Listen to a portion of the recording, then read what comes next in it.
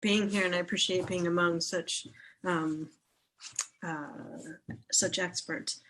I was thinking about what I should talk about today, because there's so very much in terms of the reasons for the violence currently going on. So I thought I'd start with the issue of autonomy in the region, and because I think that is almost the basis, the fight for if they have autonomy or not.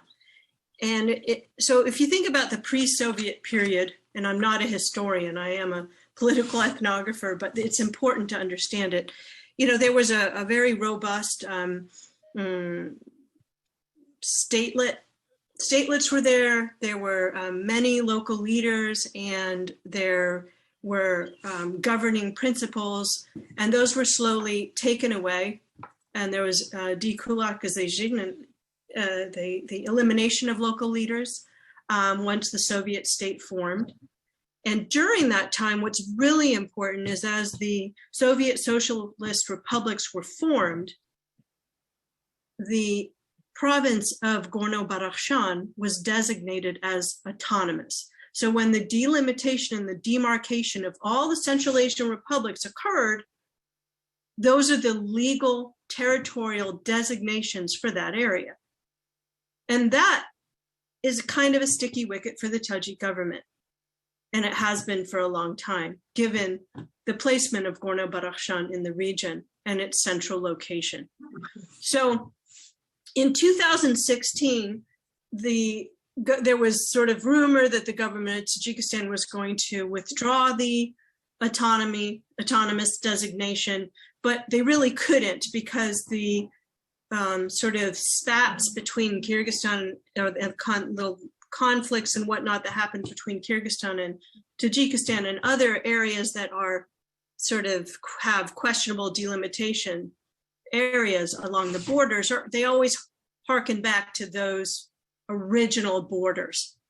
So if they take away that autonomous designation, it opens a Pandora's box of all the borders in the region. That's one thing. And why is that important? It's important because the local leaders and the people of Gorno-Badakhshan consider the area to be semi-autonomous. And the government of Tajikistan after the Civil War agreed that it would remain autonomous. Now it has taken out all the local leaders that they view as resistance in all the other areas of the country mostly.